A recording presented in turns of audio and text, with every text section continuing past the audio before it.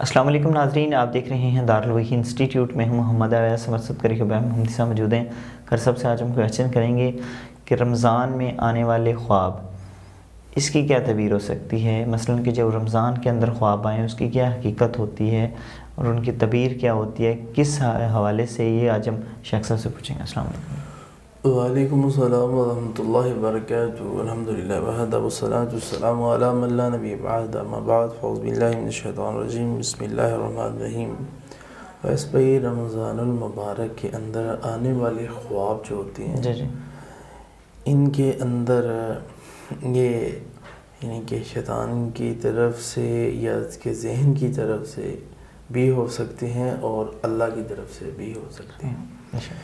تو یہاں ایک سوال پیدا ہوتا ہے کہ شیطان تو رمضان کے مہینے میں جکڑ دیا جاتا ہے، اس کی طرف سے خواب کیسے آ سکتے ہیں؟ شیطان نے جو 11 مہینے ٹریننگ دی ہے بندے کو، تو وہ شیطنت بندے کے اندر ہے، تو اسی حوالے سے بھی خواب ہو سکتے ہیں۔ تو دیکھیں نا، رمضان کے اندر بندے کو احتلام ہوتا ہے تو خواب آتی ہے، یہ ساری چیزیں نا سٹوری ہیں، شیطان کی تربیت ہے۔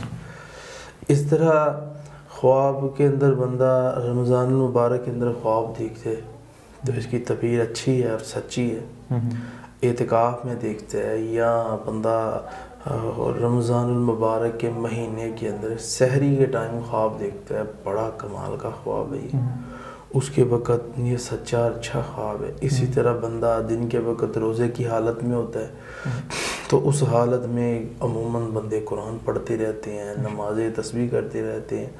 اس حالت میں جو خواب آتا ہے، خواب کے اندر بندہ سبزہ دیکھ رہا ہے کہ انشاءاللہ اس سال اللہ تعالیٰ اس بندے کو یعنی کہ توفیق دے گا، یہ دین کی طرف جائے گا۔ اور رمضان مبارک کے اندر بندہ صحابہ کرام کی بھی زیارت کر رہا ہوتا ہے، خواب میں رسول اللہ کی بھی زیارت ہو جاتی ہے خواب میں، یعنی کہ اللہ تعالیٰ آنے والے وقت کے اندر حالات بہتر کر دے گا، پریشانیاں دور کر دے گا، غم ٹینشنیں دور کر دے گا، اس کا روزگار مہیا کر دے گا، اس کے اوپر رحمت کر دے گا۔ اس طرح رمضان المبارک کے اندر بندہ نماز پڑھتا ہے، پابندی کے ساتھ نمازیں ہو رہی ہوتی ہیں۔ تو لیکن یہاں میں ایک آخری پیغام یہ دینا چاہتا ہوں کہ جس طرح ہم ناظرین رمضان کے اندر عبادت کرتے ہیں اللہ تعالیٰ کی، اسی طرح ہم سارا سال بھی کریں، کیونکہ اللہ تعالیٰ نے اپنے نبی محمد صلی اللہ علیہ وسلم کو فرمایا، اے محمد صلی اللہ علیہ وسلم فَاعْبُدْ رَبَّكَ حَتَّى يَأْتِيَكَ الْيَقِينُ، آپ اپنے رب کی عبادت کریں حتیٰ کہ آپ یعنی کہ آپ دنیا سے رحلت فرما دیں، معنی یعنی کہ اپنی موت تک اپنے رب کی عبادت کرتے رہیں۔ اور رسول اللہ صلی اللہ علیہ وسلم نے فرمایا اقرب ما یکون العبد من ربہ وہو ساجد، بندہ اپنے رب کے قریب اس وقت ہوتا ہے جب وہ سجدے کی حالت میں ہوتا ہے۔ اور اسی طرح دنیا کے اندر انسان جو ہے وہ عبادت نہیں کرتا، لیکن بندے نے اذان ہوئی ہے، اس نے نماز نہیں پڑھی اور جا رہا ہے، حادثہ ہوا، اس کی ڈیتھ ہو گئی، تو رسول اللہ صلی اللہ علیہ وسلم نے فرمایا بندے کا آخری وقت چیک کیا جاتا ہے کیسا تھا، تو وہ نہیں گیا مسجد کی طرف۔ تو ایک وہ بندہ ہے کہ وہ آخری لمحات میں رسول اللہ صلی اللہ علیہ وسلم نے فرمایا اللہ تعالیٰ بندے کی موت کو میٹھا کر دیتا ہے۔ فرمایا موت کو میٹھا مطلب کیا ہے؟ یہ صحابہ کرام نے پوچھا تو اللہ کے رسول نے فرمایا بندے کو اللہ آخری وقت نیکی کی توفیق دے دیتا ہے، تو مانا اس کا اللہ نے اس کو یعنی کہ اس کی موت کو میٹھا کر دیا۔ تو اس لیے سارا سال عبادت کرنی چاہیے۔